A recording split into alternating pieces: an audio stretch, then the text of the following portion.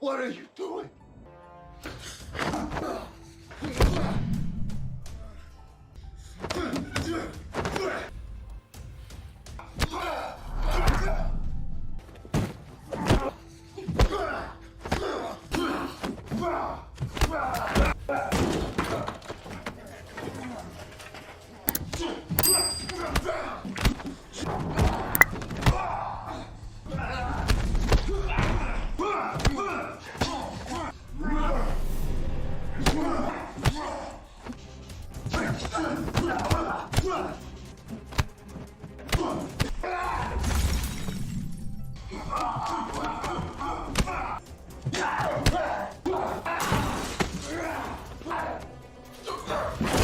Salut à tous, c'est KO Cinéma. Aujourd'hui, on plonge dans un film d'action brutale se déroulant en 1959, un prisonnier irlandais dans une prison birmane, forcé de se battre pour un tyran sans pitié qui va tout perdre avant de revenir pour une vengeance sanglante. Violence, trahison et combat à main nue. Préparez-vous, ça va être sauvage. 1959, l'Enfer birmane. Le film s'ouvre en 1959 dans les confins oppressifs d'une prison birmane où Martin Tillman, un détenu endurci d'origine irlandaise, se retrouve à la merci d'un régime brutal. L'atmosphère est chargée de tension alors que deux soldats l'approchent sous les ordres de Steiner, un fugitif allemand impitoyable qui a bâti un empire défini par la cruauté et la violence. Martin est traîné vers un étang sale, le lieu d'une compétition de combat grotesque orchestrée par Steiner. Son adversaire, désespéré de retrouver la liberté, s'est vu promettre la victoire sur Martin en échange de sa libération. « Je suis un monstre raté ». Alors que la bataille commence, Steiner observe avec un détachement froid, considérant les combattants simplement comme des pions jetables dans son jeu tordu.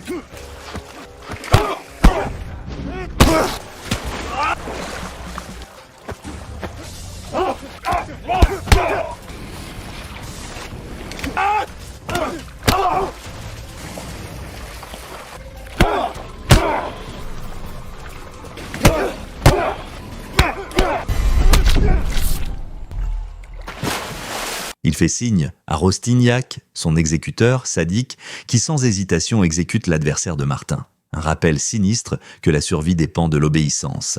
Après cette démonstration brutale, Martin est escorté de retour à sa cellule, sa réputation de combattant le plus fort du camp commençant à prendre racine. Isabelle, en chemin, Martin et les gardes rencontrent Isabelle, une villageoise locale. Quand les gardes commencent à la harceler, la fureur de Martin s'enflamme. Il riposte avec un violent coup de tête contre un garde, mais est rapidement maîtrisé par un autre. Plus tard, à son grand étonnement, Martin découvre qu'Isabelle est venue au camp pour livrer des fleurs à Steiner, un acte imprégné d'une loyauté complexe liée à son passé. Malgré son statut de criminel, Isabelle montre de la compassion envers Martin, reconnaissant l'humanité en lui.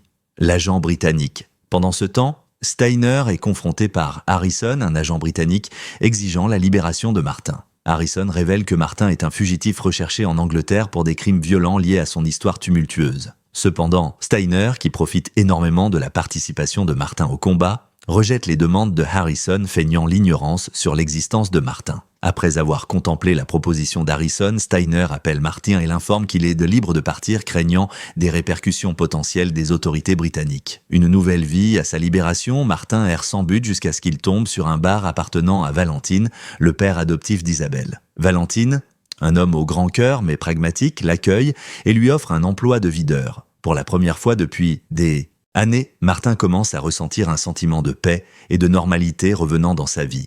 Son lien avec Isabelle se renforce alors qu'il se rapproche au milieu de cette stabilité retrouvée. Cependant, cette tranquillité s'avère éphémère. Le retour à la violence, une nuit fatidique, une dispute entre clients dégénère en chaos. À l'insistance de Valentine, Martin intervient pour calmer la violence avec une efficacité rapide et brutale, laissant plusieurs hommes tabassés sur le sol.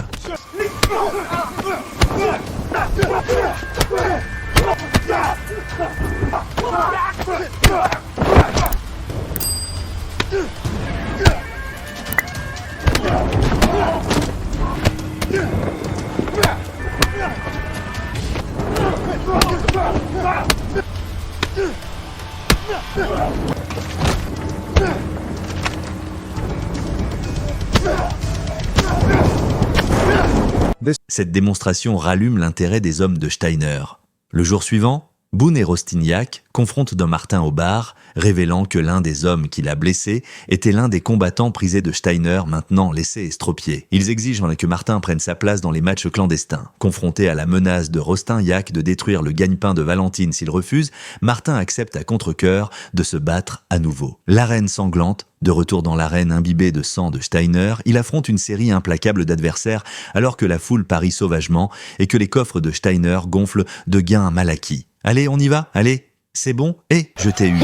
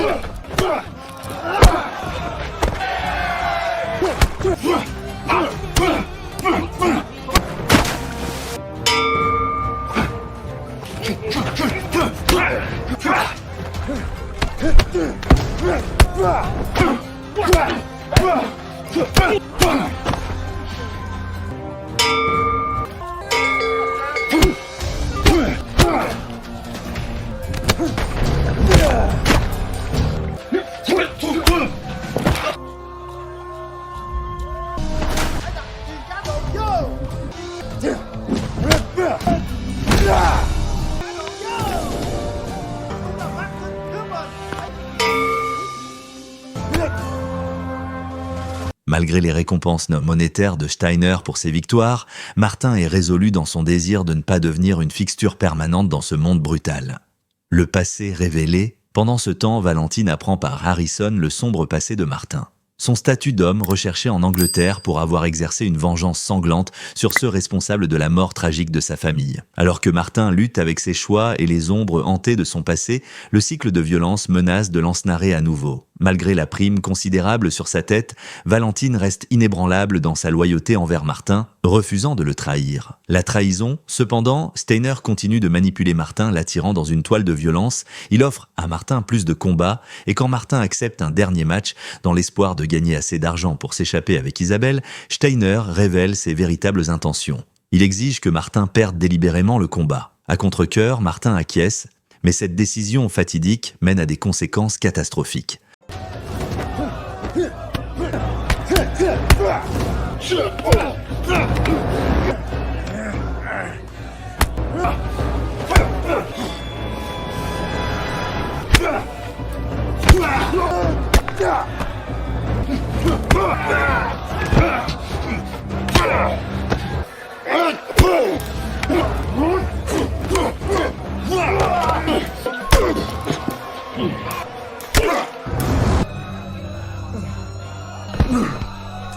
Dans un retournement tordu, Steiner et ses hommes approchent Valentine, l'exhortant à placer un pari sur le succès de Martin dans le combat, misant son bar comme garantie. Cependant, quand Martin perd délibérément le match, les rêves de Valentine sont brisés, le laissant dévasté et ruiné. Le massacre. Cette trahison ouvre la porte à Rostignac, qui saisit l'opportunité de réclamer le bar de Valentine pour Amarillo. Leur cruauté ne connaît pas de limite alors qu'ils ignorent les protestations d'Isabelle. Quand Amarillo la frappe, la rage de Valentine éclate et il sort une arme pour défendre Isabelle. Dans un mouvement froid et calculé, Rostignac arrache l'arme de Valentine et tue impitoyablement Valentine et Isabelle, juste quelques instants avant que Martin n'arrive sur la scène. Alors que Martin approche, Rostignac tourne l'arme sur lui aussi. Cru mort, Martin et Isabelle sont enterrés dans une tombe peu profonde.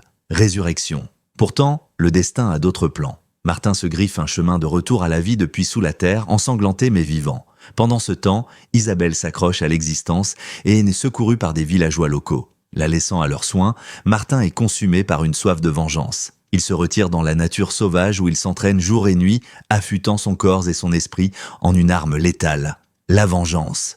Quand il revient finalement, il est un fantôme de rétribution.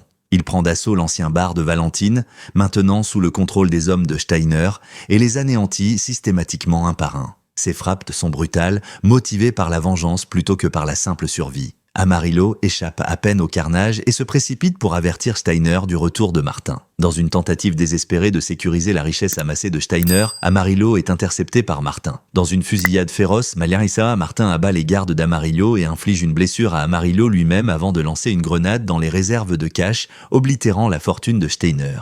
Martin refuse de profiter de l'argent du sang. Son seul objectif est la vengeance. L'assaut final. Infiltrant le bureau de Steiner, Martin découpe à travers des vagues de gardes armés avec précision et tir implacable. Enfin, il confronte Steiner.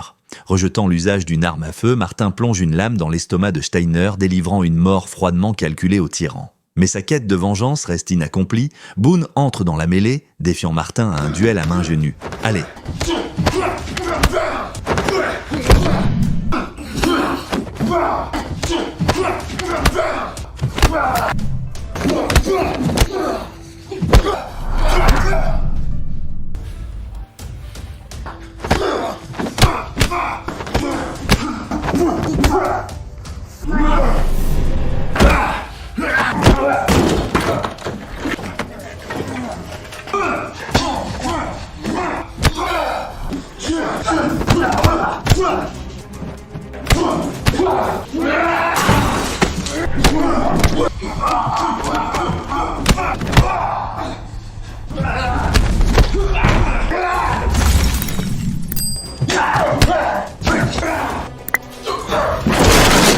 Après une lutte féroce, Martin saisit un flingue à proximité et tue Boone dans un moment de pur instinct de survie. Le duel final, Rostignac fuit dans la nature sauvage, rassemblant des hommes et des armes pour une confrontation finale. Mais Martin les tranche avec une détermination impitoyable. Épuisé mais résolu, Rostignac affronte Martin dans une bagarre brutale à mains nues. Il recourt à l'usage d'un couteau dans une tentative désespérée de prendre l'avantage, mais se retrouve finalement dominé par l'assaut implacable de Martin.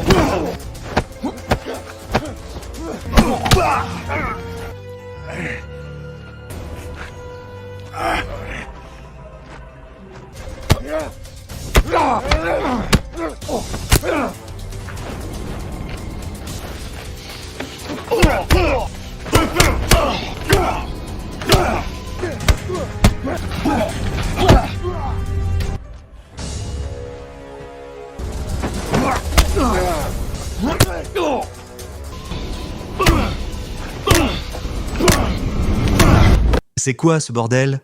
Allez, avec des coups écrasants, Martin le brise avant d'utiliser la propre lame de Rostignac pour délivrer vengeance pour la mort de Valentine, s'assurant que justice soit rendue enfin. Et voilà les Warriors, un film de vengeance brutale dans l'univers impitoyable des combats clandestins. Martin a tout perdu, est revenu d'entre les morts et a anéanti tous ceux qui l'ont trahi.